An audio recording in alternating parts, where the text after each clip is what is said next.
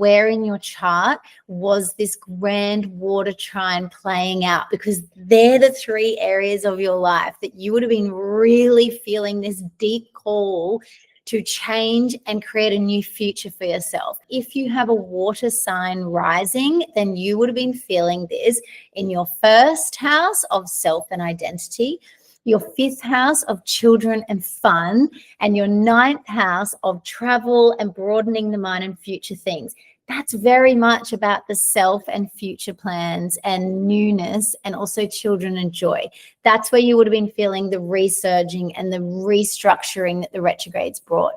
If you have an air sign, which is Gemini, Aquarius, and Libra, you would have been feeling this in your 2nd house of finances and self-worth, 6th house of service and daily service and rituals and routines, and 10th house of career. So that's very much looking at your finances, how you earn your money, and your daily services, which would have been about how you can serve in that space, how you can serve using your skills in your career, which is your 10th house. So you would have been really getting a finance, daily services, and career. How can you serve and offer your skills in a way that's actually more fruitful and beneficial to you and more future aligned?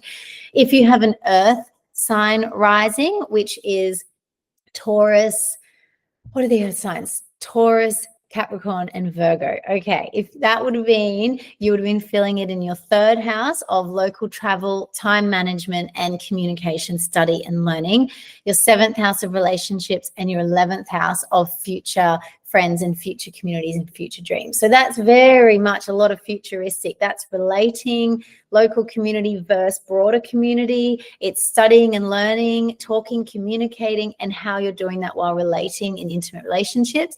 And then finally, if you have a fire sign rising, Aries, Leo, and Sag, you would have been feeling this in your 4th house of home, security, mother, ancestors, in your 8th house of everything kind of a bit taboo, like death, sex, all the things that are kind of seen as esoteric, and your 12th house of the subconscious. That's a deep grand water trine for you to be experiencing. It would have been the deep waters of your subconscious, of your soul, of the ancestral lines, of your home.